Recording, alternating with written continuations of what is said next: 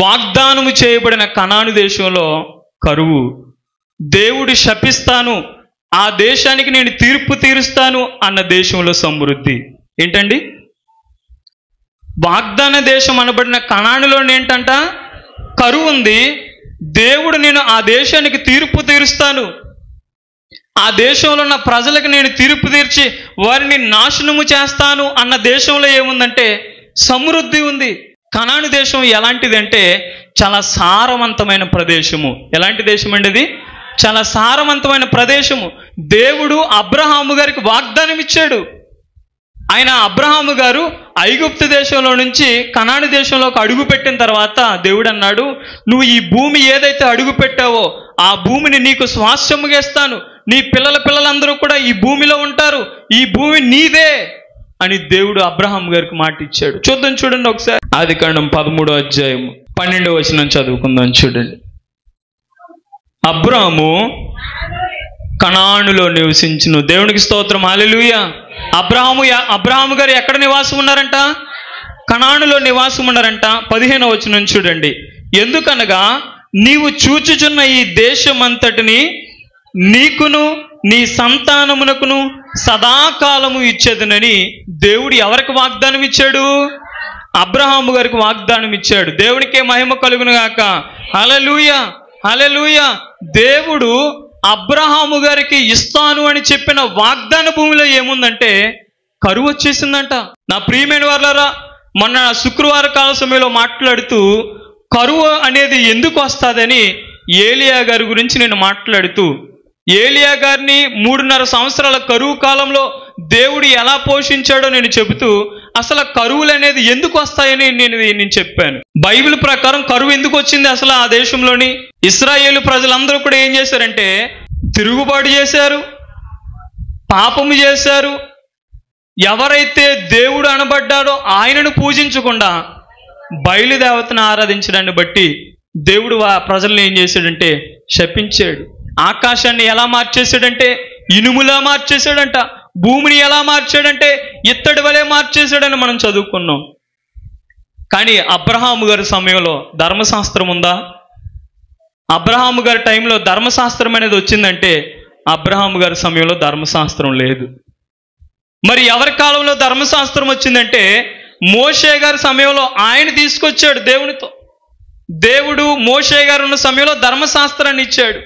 మరి సాధారణంగా ఇక్కడ కరువు ఎందుకు వచ్చిందని మనం ఆలోచిస్తే దానికంటే ప్రాముఖ్యంగా కనాను దేశానికి కొన్ని ప్రత్యేకతలు ఉన్నాయండి.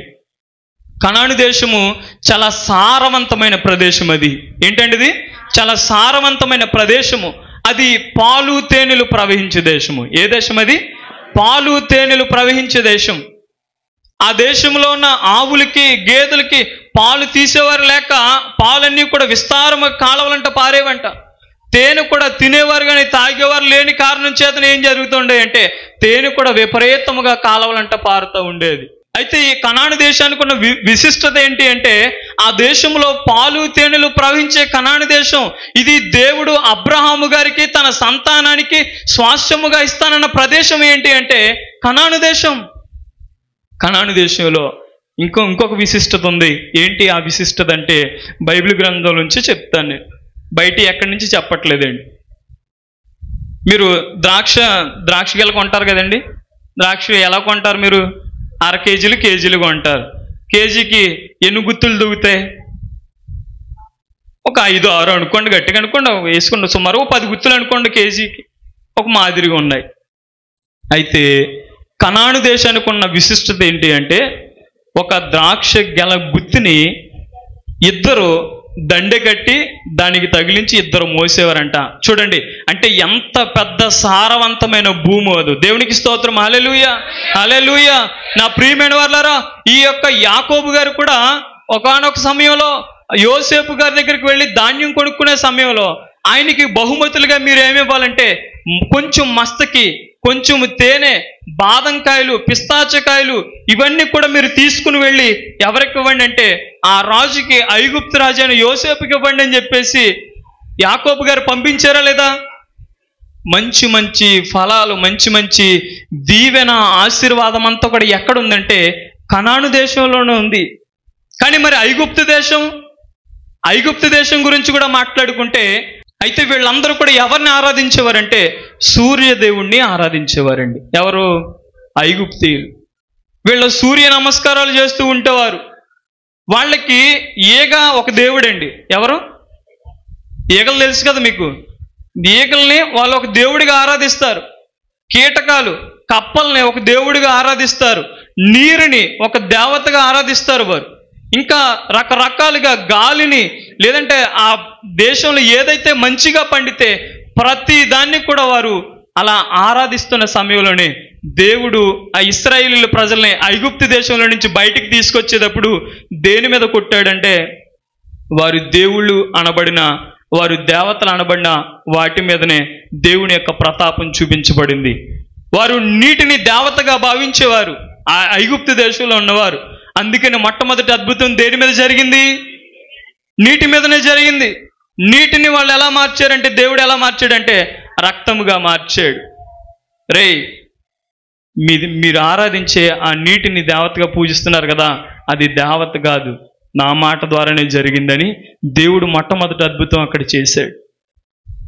వారు సూర్యుని దేవుడిగా భావించి ఆరాధన చేసేవారు కదా, దేవుడు 3 దినాలు చిమ్మ చీకటి కలగజేశాడంట.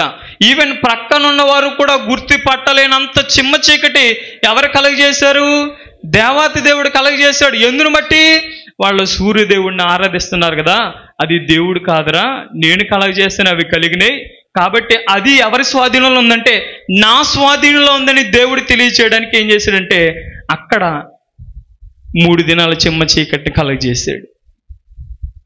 అసలు వాళ్ళకి భయం అంటే లేదండి. ఐగుప్తు ప్రజలకు వాళ్ళకి దేవుని భయం కానీ, దైవ భయం కానీ, పెద్దల భయం కానీ ఏమీ లేదు. అందుకనే ఈ ఇశ్రాయేలీయుల ప్రజల్ని తీసుకువెళ్ళడానికి మోషే గారు వచ్చి, అయ్యా మా దేవుడైన యెహోవాని మేము ఆరాధించుకోవడానికి ప్రజలను పంపించంటే, యెహోవా దేవుడు ఎవడు అని గర్వంగా మాట్లాడిన వాడు ఎవడంటే ఐగుప్తు దేశంలో ఉన్న ఫరో. వాళ్ళకి భయం లేదండి. దేవుడంటే భయం లేదు, బహు విగ్రహారాధన. అలాంటి దేశంలో ఏముందంట? కరువు అంతటా ఉంది. ఐగుప్తు దేశంలో కరువు ఉంది, కనాను దేశంలో కరువు ఉంది, ఆ చుట్టుపక్కల దేశాలన్నిట్లో కూడా కరువు ఉంది. కానీ ఐగుప్తు దేశంలో ఏముందంటే సమృద్ధి ఉంది. యాక్చువల్గా సమృద్ధి ఎక్కడ ఉండాలి? ఏ దేశంలో ఉండాలి? ఏ దేశం మంచిదని చెప్పానంటే కనాను దేశం మంచిది. అందులో సమృద్ధి ఉండవలసిన చోట ఏముందంటే కరువు ఉంది. కరువు ఉండవలసిన చోట సమృద్ధి ఉంది. ఇది ఎక్కడ విచిత్రం అండి? నా ప్రియమైన వారలారా, ఎందుకు సమృద్ధి ఉండవలసిన చోట కరువు ఉంది, ఎందుకు కరువు ఉన్న చోట, కరువు ఉండాల్సిన చోట సమృద్ధి ఉండదన్నది ఈ ఉదయకాల సమయంలో మనం జ్ఞాపకం చేసుకుందాం. యోసేపుని కనాను దేశం ఏం చేసిందంటే అమ్మేసుకుంది. ఏం చేసిందండి? యోసేపు గారిని 20 వెండి నాణేలకి ఎవరికి అమ్మేశారంటే ఐగుప్తు దేశానికి అమ్మేశారు. కానీ ఐగుప్తు దేశంలో వాళ్ళు ఏం చేశారంటే యోసేపుని తీసుకెళ్ళి ఒక ఉన్నతమైన స్థానంలో నిలబెట్టుకున్నారు. దేవునికి స్తోత్రం. హల్లెలూయా, హల్లెలూయా. అందును బట్టి కరువు ఉండవలసిన చోట సమృద్ధి ఉంది, సమృద్ధి ఉండవలసిన చోట కరువు ఉంది.